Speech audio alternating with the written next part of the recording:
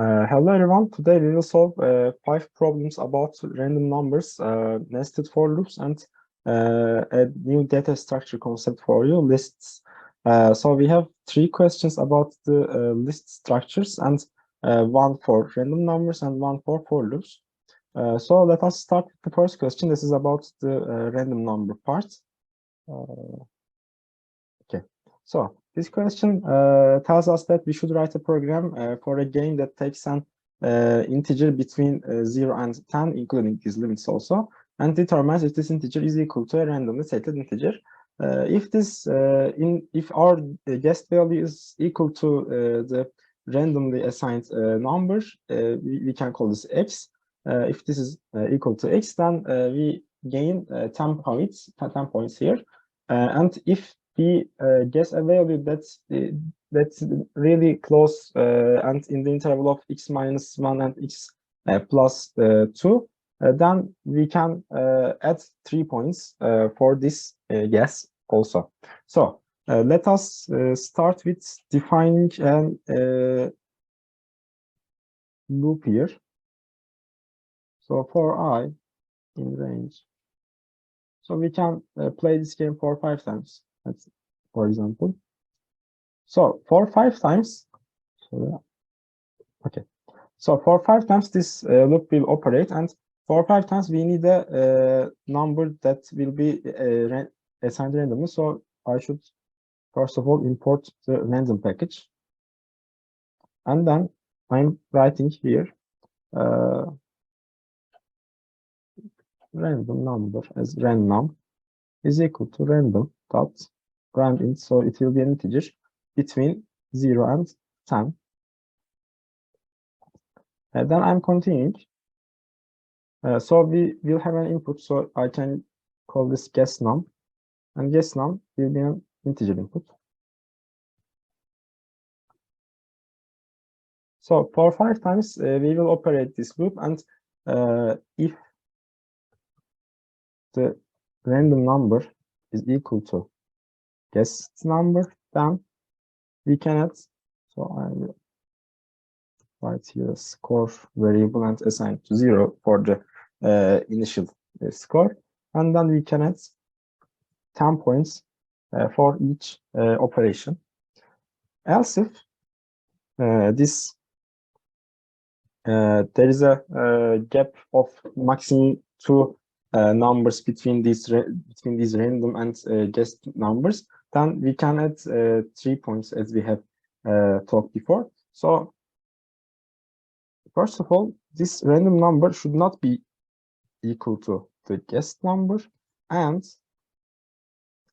the difference between these values should be maximum 2 or minimum minus 2.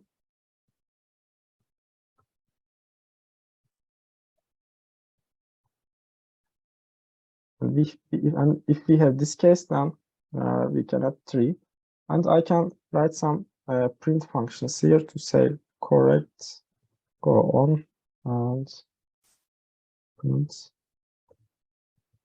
close, but I accept it. Okay. And if we are not in this range, then I can't write it as block because we don't need it. So I think we are done if I write this print score function. Okay. Let me just control it.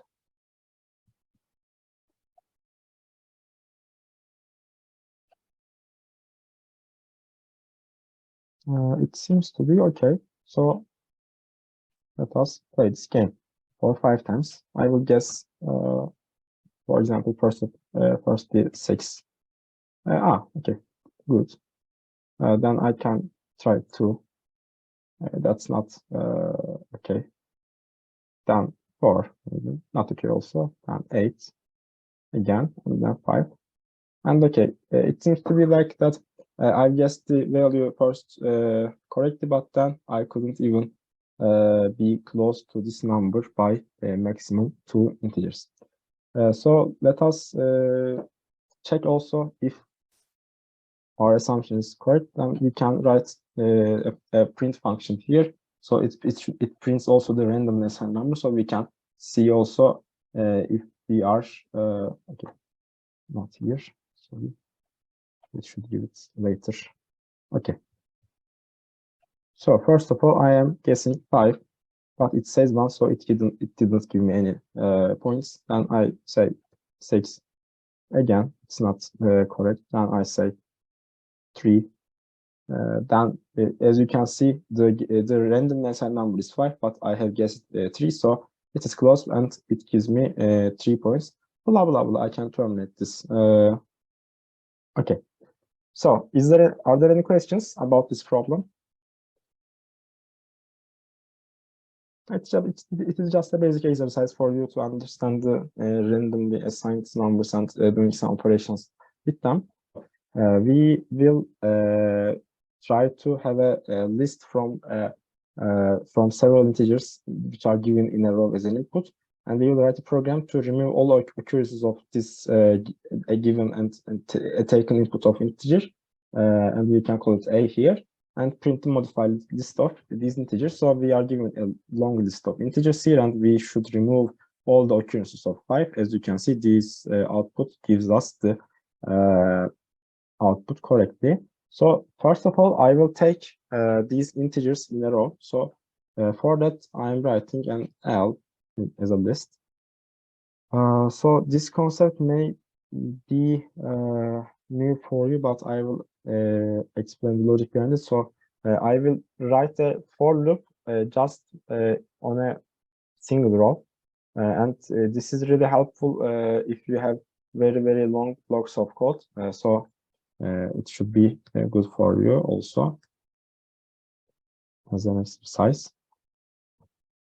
So what this list and for loop does, so it takes some values from an input. So this input should be split, and this split function automatically has the value of the single space. So it will split the values with spaces, and if for example I want to split them with some commas, I can write just in these lines I can write a comma, but I don't want it here. So I have a list here, and it takes the it reads the values of this input as strings, and it converts it to an integer, and then it appends it to the list. So this can also be written as like that.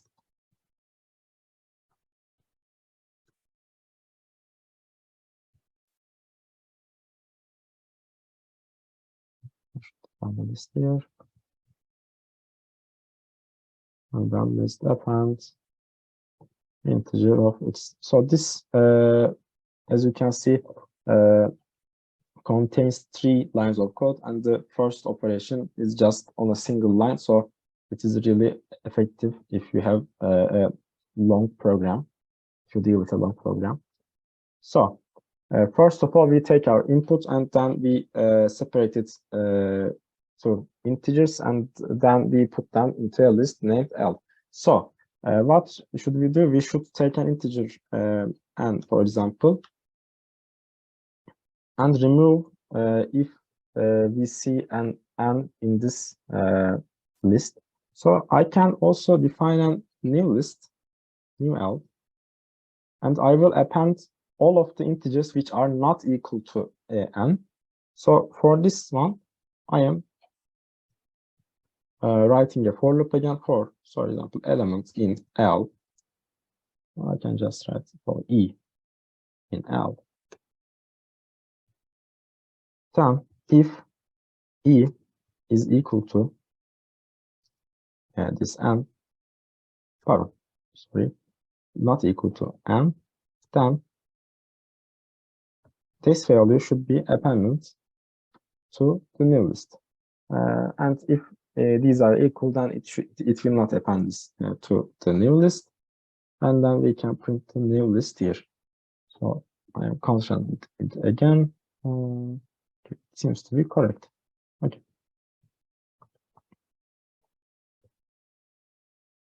And I have pipes, for example. And as you can see, it has removed all the occurrences of 5 here, and it gave me the list of this removal operation.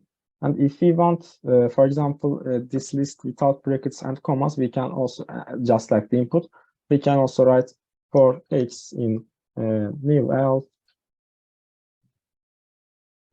print x and then the space. Let's copy it. And as you can see, it gives the sequence correctly as the output. So let us continue. We will solve two parts of this question: duplicates elements. Given several integers in a row, write a program to print the list of these integers without the duplicate elements.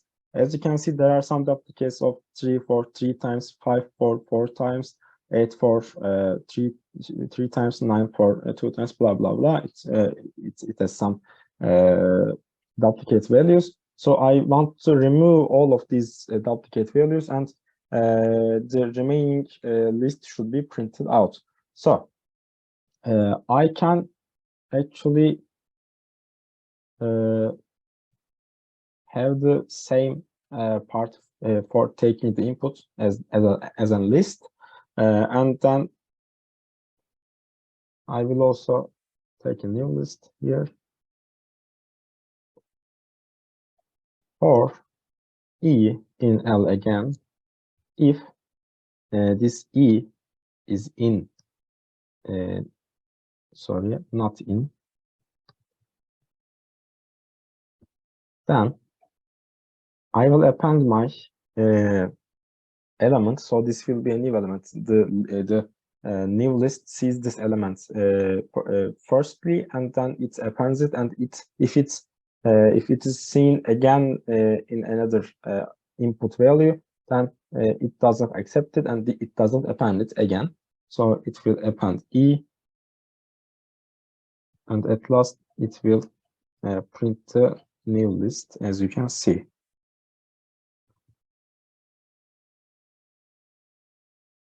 As you can see, it takes all of my integers as a list, and it creates a blank list, and it analyzes the elements in the first initial list.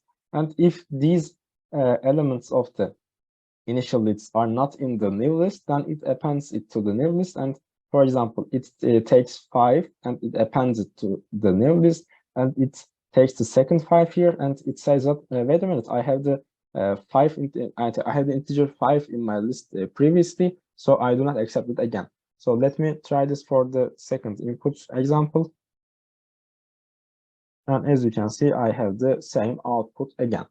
So what does the second part of this question want us to write? Okay.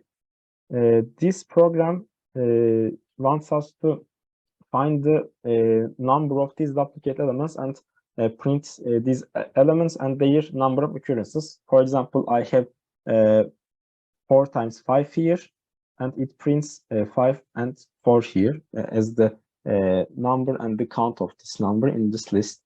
So I will again have the same operation, but I will write also a new list here as the counter list.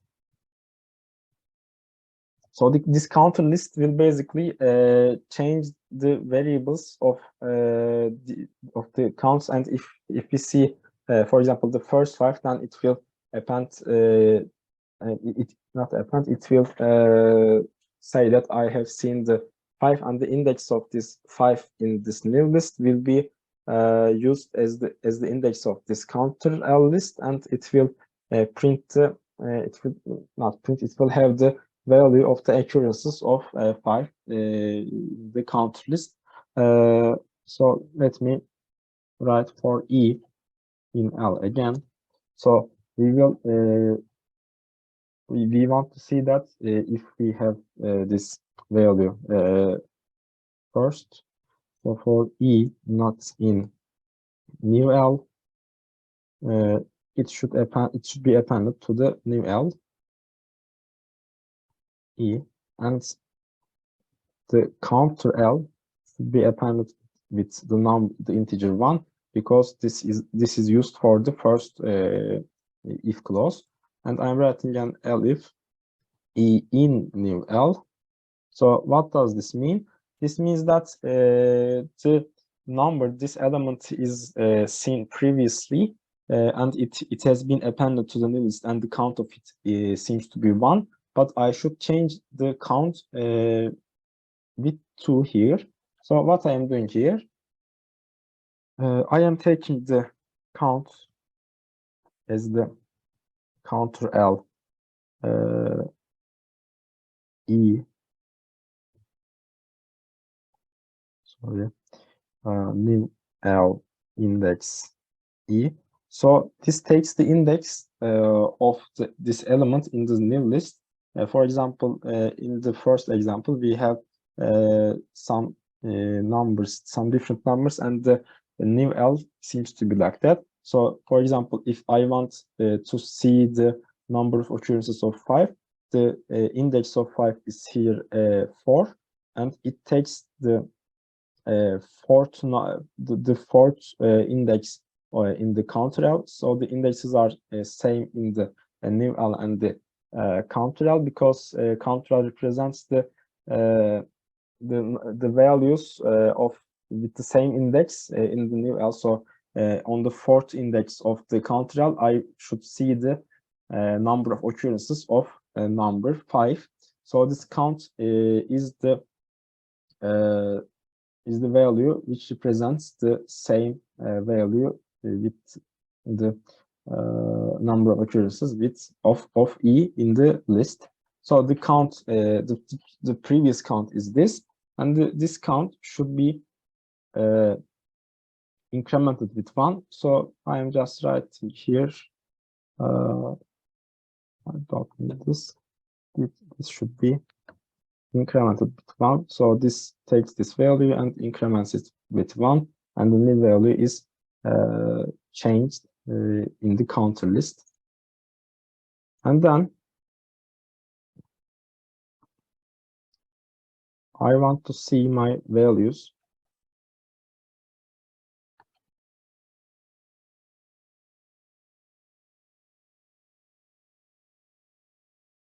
If sorry, there is an obligation here, which occur at least 3 times should be printed out. So I am writing here for I in range the length of this counter L or the new L. They are the same. If this counter L's index with I is larger than or equal to 3, then I should print firstly the elements and then the count of it. So are there any questions about this program? If there are not any, I can test my code. Okay, so it gives me the correct values here. I will explain the code again briefly. So we are taking a list of integers and we are creating 2 lists for the removing the duplicate elements and seeing them single on a new list as new L, and the counts, the number of occurrences will be inserted to the counter L list. And for the elements in the first list, in the initial list, if they are not in the new list, then I'm appending them to the new list, and I am incrementing their count from 0 to 1. And if they are previously seen in the initial list, then I am changing the value of their counts, and so I should increment them with 1, because I should add the value 1 to their count. And if and I'm observing that the length of counter L gives also the length of new L. So I am operating this for loop for in the range of the length of this list. and if the counter else value if the elements value in which is located in the counter L list is bigger than or equal to 3, then I should print this element's value and then its count in the first initial list. So if there are not any questions, I can continue with the fourth question. Okay, I am continuing. So here we will deal with some matrix operations. I don't know if you are familiar with the matrices, but I can briefly say that they are some operations which represent linear equation systems, and we use them to solve many of these linear equations in a row. And the transpose of a matrix means that, as you can see, I have an example here. These matrices contain rows and columns. For example, here we have the first row, here we have the second row, and here we have the third row. And the first column is the 1, 7, 13. The second is 2, 8, 14. It goes like that. And the transpose of a matrix means that we are changing these elements from a row, and we are turning it to become a column. As you can see, I have taken my row here, and the output shows me that this first row is now the first column, and the second row is the second column here, and the last column is last row seems to be the third column of my output of my transpose of this matrix. The transpose means just like transpose operation is like that simply. So I should take my integer m, and m symbolizes mx1 symbolizes the configuration of this matrix, and m symbolizes the number of rows, and n symbolizes the number of columns here. So I can name my integer as rows, and I am taking an integer rows, and I will symbolize my matrix in a list, and also I can write an trans m as a list here. So first of all, I will start by defining these elements row by row. So what do I do here? So first of all, for I in range rows, these row elements can be taken as a list of integers. And I'm using the same method which I have used in the second and third questions for this for block in input and then split. Sorry, okay.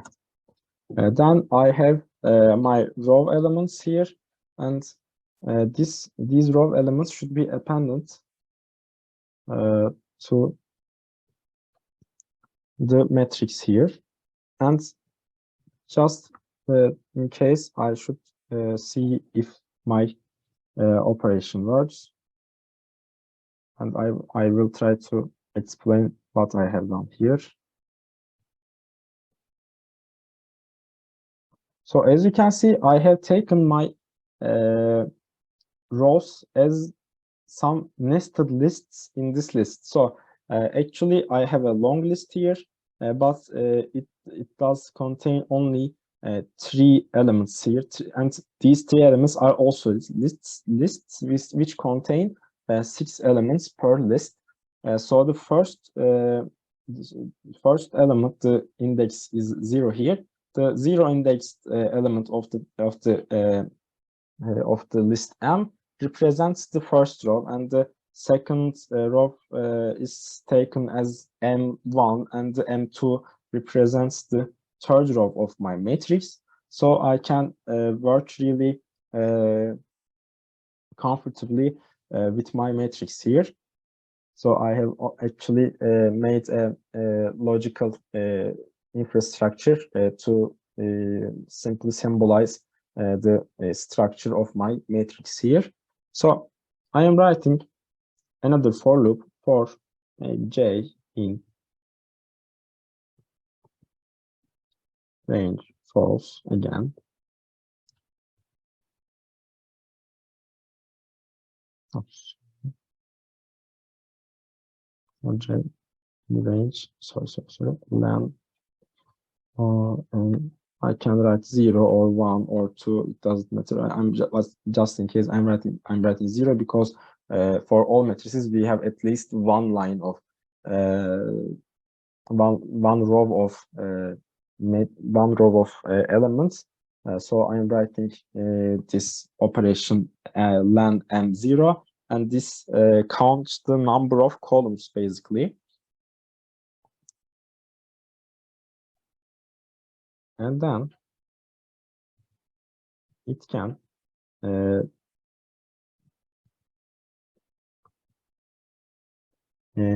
make a new list here, and these lists is basically I will select first of all.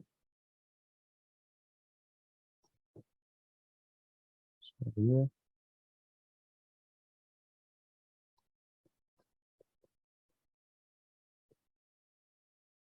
Okay.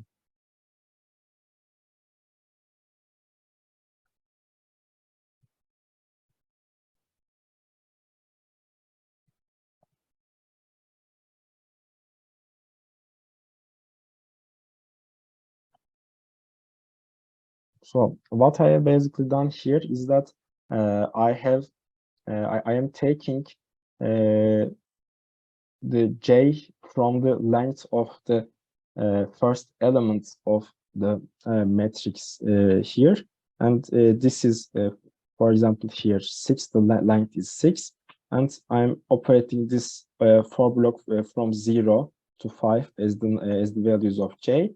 And for example, if I have taken j here as 0, then for k in range rows means that I have also the row parts again, and the number of rows is 3, and I am combining these values here. So I am taking here, for example, for the zeroth index of these rows, I am taking m0, the first row here. It means that I am taking the first row initially, and then I'm separating this list m0 and mkj mines. And so this j represents the index in this row, and I am simply taking the first one here, and then it continues like that. So I will take, for example, again in this block 1 here, and the m0 is here, and m0 pardon, sorry, m1 0 means 7 here, and then I will continue with m2 0, and m2 0 is 13, and it gives me actually the first row of this transpose matrix, and these new row should be appended to this trans matrix here. So as you can see, I'm checking this again.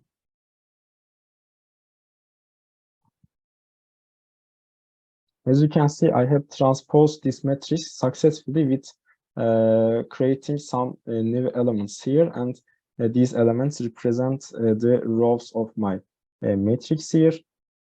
And let me check it again. Okay, so I want to see that for example, A in range,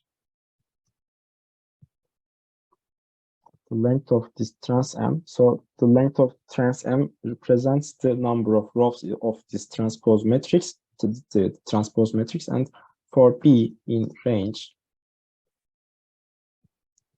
when trans 0, so this represents the number of columns, and I will simply print trans m. So I am taking first of all the row, so I am simply deciding which row I am taking, and then I am putting the value for the column, and I am writing and here gonna print here to skip the lines, and I think that we are okay right now. So let me check it again. Okay, as you can see, I have taken this row and it is now my first column here, and the second row is my second column here, and the third row is my third column here. And I think there is a little mistake. The last row of this output is missing. I will update it after the PS session. Sorry for that. So we are okay with the fourth question right now. So if you have any questions, please ask.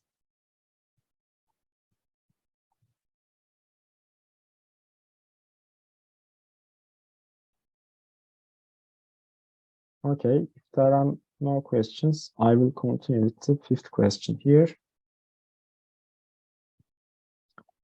So this fifth question wants us to print a Pascal's triangle, and this Pascal's triangle is based on some combinations. So I will need a function for factors, but I'm not importing the math library of Python. So I am writing factor x.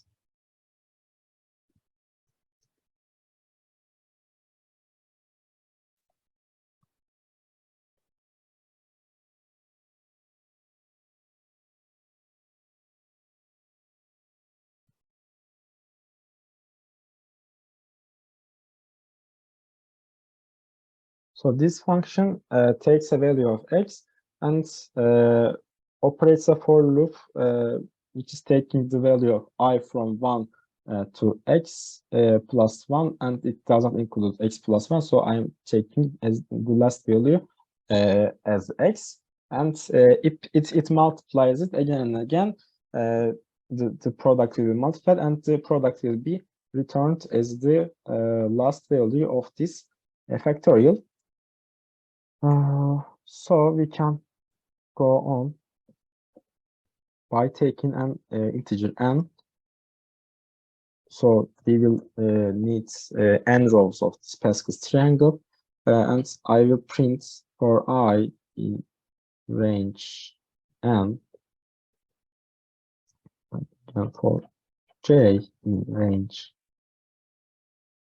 n minus I minus 1 here, because, for example, I want no blanks on the last row of my Pascal's triangle. So, for example, here we have 4 rows of elements in my Pascal's triangle, and the fourth row has no blanks with the left border. So our integer n is equal to 4 here, and for example, if I take 3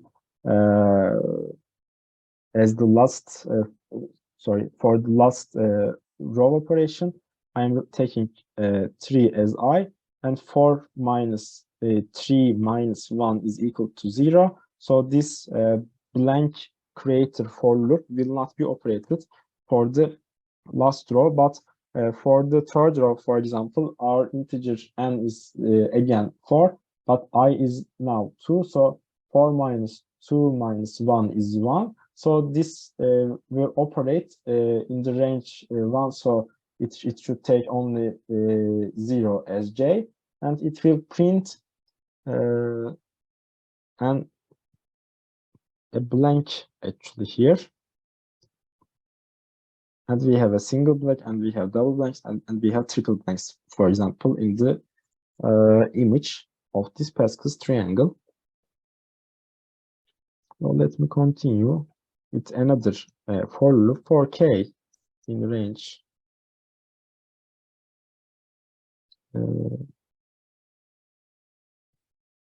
I plus 1 here because what I am doing is that I am taking the value from the range of n's as I, and I am using it to print Pascal's triangle here.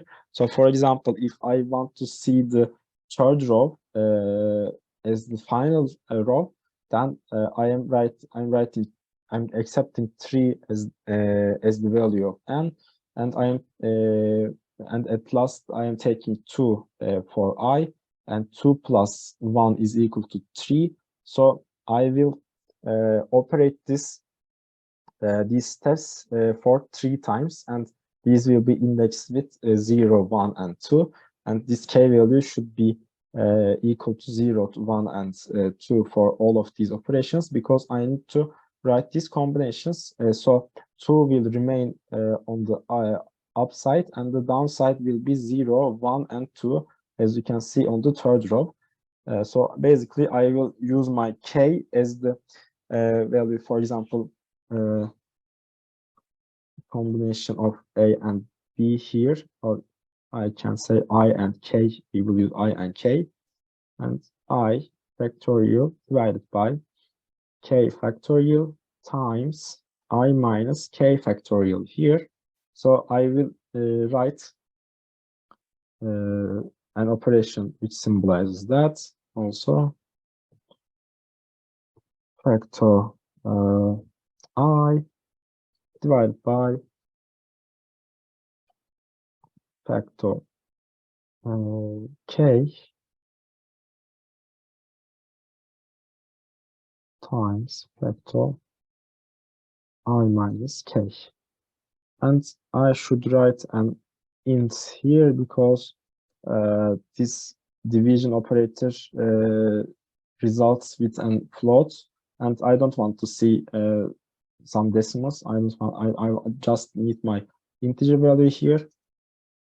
So I'm writing a print here to have multiple lines of code, and I will try to have the image on the right hand side. Sorry, I have forgotten something. Okay, again, I have forgotten this. Now it should be correct. Super. Okay. So I will explain this again briefly. I have first written a simple factorial function here to be used in the combinations of the Pascal's triangle. I have taken a number of n, and for I in range n, I have printed some spaces for the relevant rows. And for example, for the fourth row, and if the fourth row is my last row, my n is equal to 4, and i's last value is 3, and 4 minus 3 minus 1 is equal to 0, and range 0 will not be operated, so it will not give a blank here. But if it will give a blank on the third row, it will give 2 blanks in the second row, and it give 3 blanks in the first row of my triangle. And then I have written a for loop to observe that there are some combinations in this Pascal's triangle, and for k in range I plus 1, and this I symbolizes n minus 1 here. As you can see, it will just include n minus 1 for this range function because its index starts with 0, and range is I minus I plus 1, and it can also be n or something, but I don't want to combine them because this I is a changing value basically, because it will not be 2 for all of these rows, all of these elements of the row 3, because the value of 2 should be stable on the upside, but the downside value should be changing from index 0, and then 1, and then 2. And for example, for this purpose, I am writing a new loop here, and then I am simply changing my float, which comes from this combination, to an integer, and then I'm writing the AND operation to create some blanks between these numbers, and at last I'm writing a blank print function here to have multiple lines of code here. So basically, that was all for today. Thank you for your attendance.